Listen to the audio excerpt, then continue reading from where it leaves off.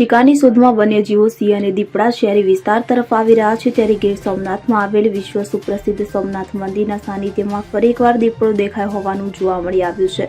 વિશ્વ સુપ્રસિદ્ધ સોમનાથ મંદિર પાસે આવેલ કર્મચારી મંડળ સોસાયટી પાસે આવેલ ખાડામાં ગત મોડી રાત્રિના ફરી એકવાર દીપડો જોવા મળી આવ્યો હતો। મોડી રાતના દીપડો દેખાતા સ્થાનિકોમાં ભયનો માહોલ જોવા મળ્યો છે। આ વિસ્તારમાં અનેક વખત દીપડો દેખાય છે ત્યારે ગત મોડી રાત્રે કર્મચારી મંડળ સોસાયટી પાસે આવેલ ખાડામાં દીપડો દેખાયાની સમગ્ર ઘટના સીસીટીવી કેમેરામાં પણ કેદ થઈ જવા પામી છે। દીપડો દેખાવાને મામલે સ્થાનિકો દ્વારા વન વિભાગને જાણ કરવામાં આવી હતી, જેને લઈ વન વિભાગની ટીમે સ્થળે દોડી આવી તપાસ હાથ ધરી હતી અને દીપડો પકડવાની કામગીરી હાથ ધરી છે। Bureau report CN24 news. હવે જુઓ દેશ દુનિયાની તમામ ખબરો તમારી આંગળીના ટેરવે। ઉઠાવો મોબાઈલ અને ગૂગલ પ્લે સ્ટોર પરથી ડાઉનલોડ કરો અમારી CN24 ન્યૂઝ મોબાઈલ એપ।